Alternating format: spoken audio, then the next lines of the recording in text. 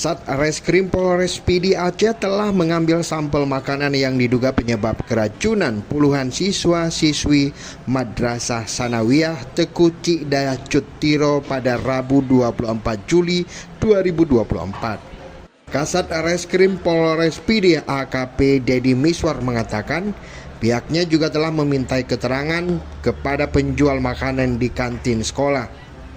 Menurutnya, penjual nasi yang merupakan warga setempat sudah bertahun-tahun berjualan di sekolah tersebut.